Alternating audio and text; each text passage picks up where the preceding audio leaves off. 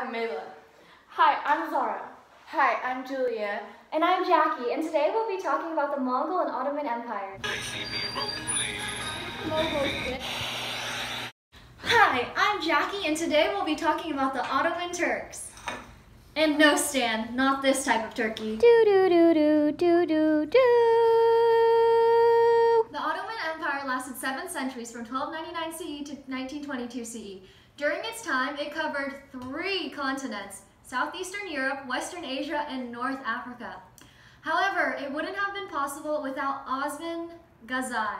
Born in 1259 to an August Turkmen, Osman was destined to be powerful. At just 23 years old, he took over his father's principality in northwestern Anatolia and waged a steady war against the Byzantines and gradually gained control in several of their former fortresses, eventually creating the Ottoman Empire in 1299. Osman established a social hierarchy based on merit and accomplishments that consisted of 4 major classes, with the slaves being at the bottom. Slaves are often war captives like in the Mughal Empire and carried out difficult tasks. Oh my gosh, speaking of Osman, we actually have an interview to go to in 10 seconds. Should we go?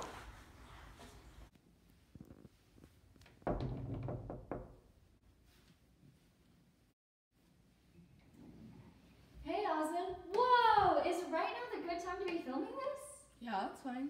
You look like you just got out of the shower. No, it's my headrest. Okay, this is 5 questions with Osman Ghazi. Number 1.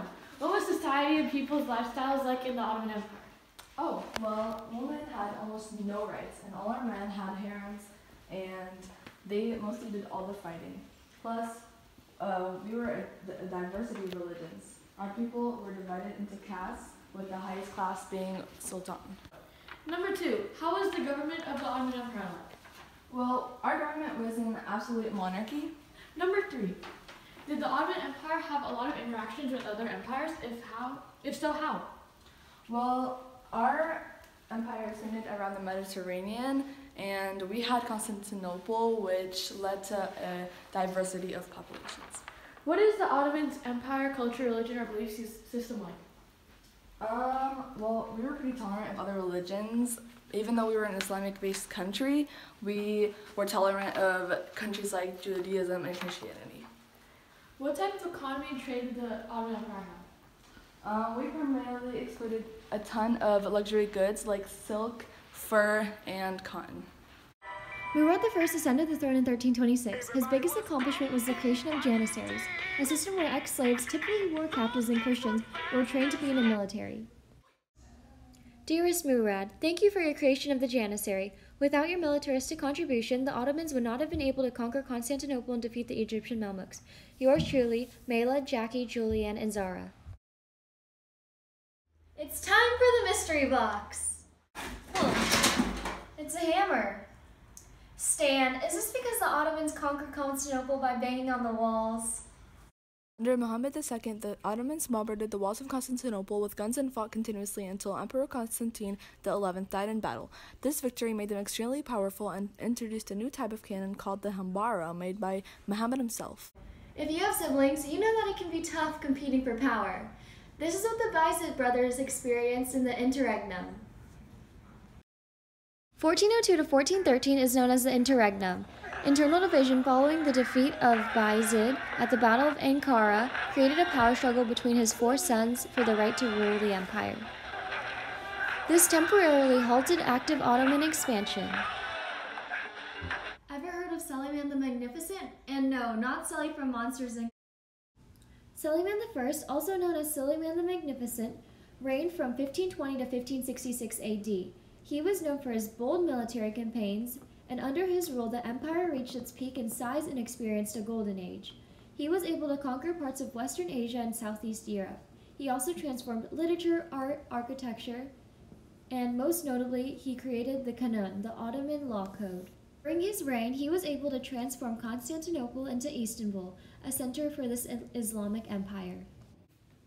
You guys won't believe this, but the Mongol and the Mughal Empire are actually very closely related. The founder of the Mughal Empire, Babur, was actually a relative of Genghis Khan himself.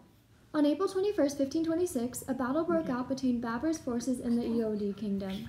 Babur won despite being heavily outnumbered by his enemies, and this was with the help of fire and gunpowder, which was used in the Ottoman Empire as well. Similarities between both empires are their use of gunpowder.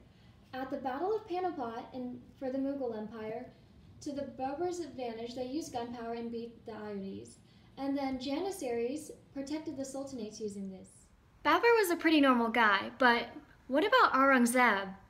Aurangzeb ruled from 1658 to 1707 and was considered the last of the great Mughal empires. During his rule, the empire nearly tripled in size. However, nothing could get past how insane he was. In May 1658, he imprisoned his father and murdered his brothers, sons, and nephews. How's that for crazy? Aurangzeb and Interregnum related? Well, they were both driven by the struggle of power, so Aurangzeb ended up killing his brother because he wanted to solidify that he was superior. And then the Interregnum was just a fight for the throne. Shah Jahan succeeded the throne in 1528 and was able to expand the empire to the Deccan states and northwest. In addition to his leadership, he also built the Taj Mahal, and this was in memory of his wife. His reign was a period of literature, arts, and painting, just like Suleiman the Magnificent. Hey, why don't we go meet Shah Jahan right now? Hi. Hey, Shah Jahan. What's up? Not much. I'm digging your facial hair. Thanks. It took me 2 days to grow that back. Wow, really like it. Ready for the 5 questions? Yes. With Vogue? Okay. What was society and people's lifestyle like in the Mughal Empire? In the Mughal Empire, our past and present leaders have always included religious tolerance and equality for both men and women. How was the government of the Mughal Empire? The Mughal Empire is a monarchy government. We have very good kings and queens. How were people settled in the Mughal Empire? The Mughal Empire is mainly in northern India, but we have leaders there in each settlement that are in charge of the success of that settlement, and we are a centralized government. Nice. What is the Mughal Empire's culture, religion, and belief system like? So we are Muslims, but the majority of our citizens are Hindus and a few are Zoroastrians. What type of economy and trade did the Mughal Empire have? We traded rice, oil, sugar, and gold. And one last question. How do I get my beard to look like yours? Lot of oil. Okay, so let's get some things straight. And in this case, Shah Jahan and Suleiman, they're very similar. So they both not only expanded the empire, but they spread different types of art forms. That after her death and her 14th childbirth, he married her sister. What? Better thank God that she has her looks because I don't see anything else. Being heads off for drinking some alcohol. He goes get drunk himself. Mustafa, Ibrahim, and Murad into power. All they do is ever sleep around and decide whose heads are coming off. I Mustafa a new option for a king.